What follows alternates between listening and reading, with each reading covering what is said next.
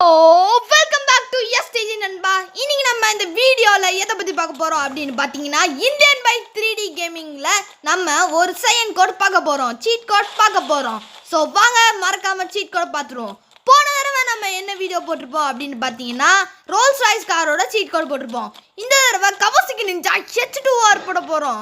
என்னடா சொல்கிற, Kawasaki ninja H2R-ஆ? அட ஆமாங்க, கவாசாகி நிஞ்சா H2R தான். ஸோ வாங்க வளவலன்னு பேசாமல் ஸ்ட்ரைட்டாக வீடியோக்குள்ளே போகலாம்.